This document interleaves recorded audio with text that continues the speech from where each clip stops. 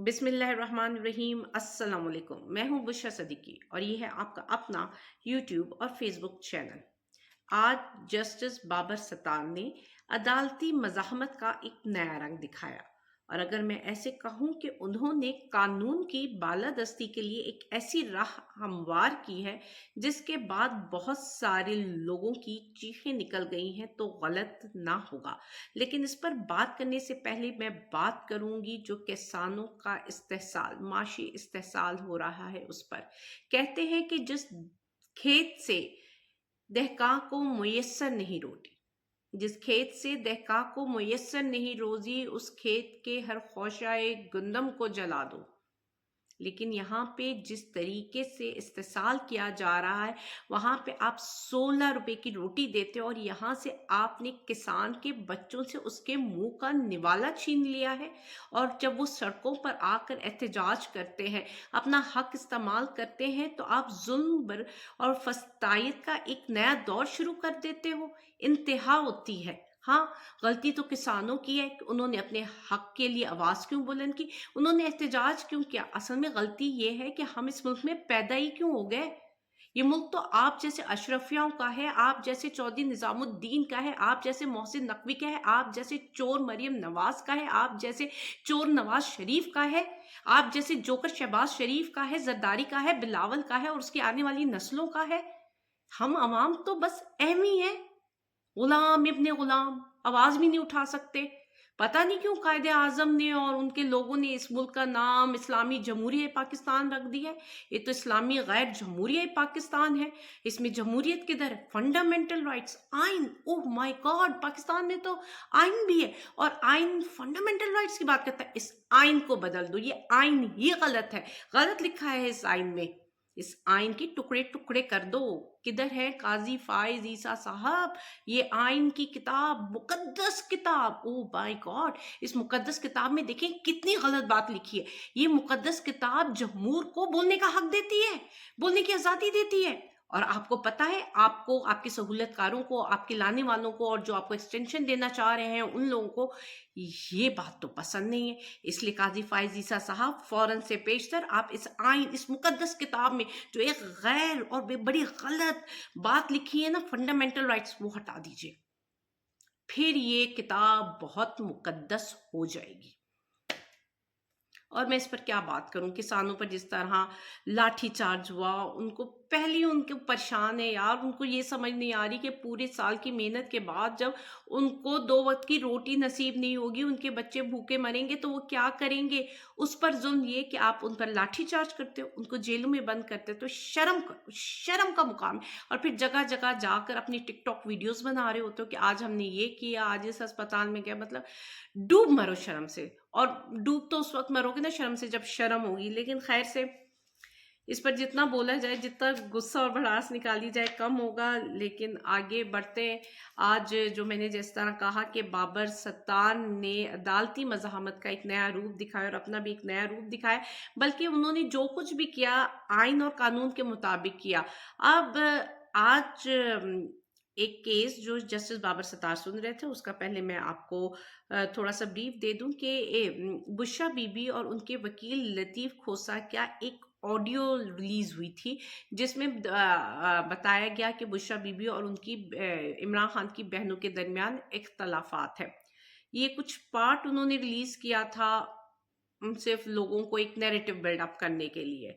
ये केस जो है बाबर सत्तार सुन रहे थे, इसका उन्होंने केस फाइल किया बुशरा बीबी ने कि उनकी ऑडियो लीक हुई है, रिकॉर्डिंग हुई है, और ये केस बाबर सत्तार साहब सुन रहे थे। अब हुकूमत, जो कि जजेस, 6 जजेस जिनके खत लिखा, जिनमें से बाबर सत्तार एक जज थे, उनसे वैसे ही बड़ी परेशान और नाला है, तो उसने एक स्ट्रैटेजी की कि जी अब इन जजेस के की अदालतों में जो भी केस आएगा, हमने खामखाई में जो है एतराज़ात उठाने की, जी आप ये केस नहीं सुन सकते। तो इसमें जी एतराज़ात उठाए गए FIA के जानिब से, PTA के जानिब से, पैमरा की जानिब से कि जी आप ये दरख्वास्त नहीं सुन सकते क्योंकि 6 जजेस ने इंटेलिजेंस एजेंसीज के खिलाफ ही खत लिखा है, उनके बारे में उनको पॉइंट आउट किया है, तो अब आप ये केस नहीं सुन सकते क्योंकि आप पार्टी बन चुके हैं। تو پھر جسٹس بابر ستار نے جو سماعت تھی، آڈیو لیک سی سماعت کرنے سے پہلے ان تینوں کے جو اعتراضات آئے تھے وہ سنے۔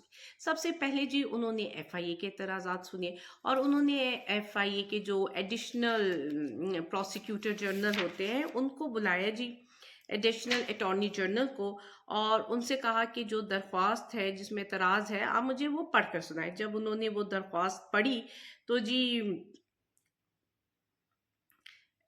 بابر ستار نے ایک دو سوال پوچھے۔ اچھا، بڑے ریلیونٹ سوال ہیں۔ پہلا سوال انہوں نے یہ پوچھا کہ مجھے بتائیے کہ یہ ایف آئی اے سے کیا تعلق ہے، آئی ایس آئی کا، کیا مطلب یہ کوئی متعلقہ ادارہ ہے، یہ کام کرتا ہے، ساتھ میں کیا ہے کہ آئی ایس آئی کے معاملے سے ایف آئی اے کا کیا تعلق ہے۔ انہوں نے بڑا کلیئرلی سوال اٹھایا۔ پھر دوسرا سوال انہوں نے پوچھا کیا F I a I S I کی ایجنسی ہے؟ تو جی ہمارے اٹارنی جنرل جو ایڈیشنل اٹارنی جنرل نے کہا نہیں۔ تو پھر انہوں نے پوچھا کیا یہ جو ایف آئی اے ہے وہ ہائی کورٹ کے ججز کو بلیک میل کرنے یا ان کے گھروں میں کیمرہ لگانے میں ملوث ہے؟ انہوں نے کہا نہیں جی نہیں، ایسا بالکل بھی نہیں ہے۔ تو پھر انہوں نے کہا پھر کیسے ایف آئی اے جو ہے وہ پارٹی ہو سکتی ہے اس کی مطلب اس کیس میں؟ مطلب یہ تو ہم نے انٹیلیجنس کے بارے میں لکھا کہ پریشر ہے نا، ایف آئی اے کے بارے میں تو نہیں کیا گیا تھا۔ تو پھر یہ ایف آئی اے کیسے کہہ سکتی ہے کہ یہ کیس نہ سنے اور جی وہ پارٹی کیسے بن رہی ہے؟ اسی طرح پی ٹی اے اور پیمنا والوں سے بھی پوچھا گیا کہ بھئی آپ کس حیثیت سے کہہ رہے ہیں کہ جی ہم یہ کیس نہ سنیں؟ کیا آپ ایجنسیز سے تعلق رکھتے ہو یا ہم نے جن کو خط لکھا ہے ان سے آپ کا کوئی تعلق ہے؟ آپ تینوں ادارے کیا proxy who I S I کی؟ انہوں نے بڑا کلیئرلی پوچھا کہ آپ لوگ پروکسی ہو کیا؟ یہ ادارے پروکسی ہیں؟ اگر آپ پروکسی نہیں ہو، ایک انڈیپینڈنٹ ادارے ہو، تو پھر آپ کا اس سے کیا تعلق، اس 6 ججز کے خط سے کیا تعلق؟ آپ کا تو کوئی لنک نہیں بن رہا۔ تو پھر کس طرح آپ یہ درخواست جو ہے آپ نے اعتراضات اٹھائے؟ تو یہ سارا کچھ کہہ کر انہوں نے یہ اعتراضات خارج کیے اور سب کو 5-5 لاکھ روپے کا جرمانہ کیا، اور ساتھ میں توہین عدالت کے عندیہ بھی دے دیا کہ جی ان تینوں کے خلاف جو ان کے ممبرز ہوتے ہیں جو بھی ہے ان کے خلاف عدالتی کارروائی، توہین عدالت کی عدالتی کارروائی ہوگی۔ اور ساتھ میں ایک اور بات کہ جو انٹیلیجنس بیورو آفیسر ہوتا ہے جس نے ان درخواستوں کی منظوری دی تھی، اس کے خلاف بھی ایکشن لینے کا عندیہ دیا۔ یعنی کہ ایک جو حکومت کی چال تھی کہ جو بھی کیسز ان 6 ججز کے اس میں آئیں گے ہم اس کو اسی طرح کے اعتراضات اٹھائیں گے، لیکن جسٹس بابر نے آج کے دن یہ بات بتا دی کہ نہیں، ایسی کوشش، ایسی غلطی کبھی بھی مت کرنا، آئین اور قانون کے حساب سے چلو۔ اور مطلب بڑے اچھا کیس، بڑا لاجیکل کیس، بڑا ٹو دا پوائنٹ کیس، کیونکہ ایک ہی سوال پوچھا نا کہ 6 ججز کا خط تھا، آپ کہتے ہو ہم نے انٹیلیجنس ایجنسی کو یہ حوالے یا اس کے اگینسٹ لکھا، تو آپ کا کیا تعلق ہے انٹیلیجنس ایجنسی سے جو آپ یہ اعتراضات اٹھا کر لے آئے ہو؟ اور اگر آپ کا کوئی تعلق نہیں ہے تو پھر آپ کے اعتراضات تو غلط ہے۔ تو اور پھر لیکن یہ بات کر کے انہوں نے ظاہر سی بات ہے صحیح بات کر کے انہوں نے یہ خارج کیا، اور لیکن ایک چیز اور ثابت ہو گئی کہ کس طرح سے یہ تمام ادارے ڈائریکٹلی انڈائریکٹلی واقعی میں ہی پروکسی ہیں، انہی کا کام کر رہے ہیں، اور ملک کے جو حالات چل رہے ہیں وہ چودھری نظام الدین پریشان بھی بہت ہے، ملاقاتیں بھی ہو رہی ہیں، جسے کہتے ہیں نا کہ سیائی ہوئی بلی ہے، پنجے مار رہی ہے، کچھ پکڑ میں آ جائے، کچھ مطلب گرنے والی ہے تو دیواروں کو نوچ رہی ہے، پنجے مار رہی ہے، وہی حالات ہے۔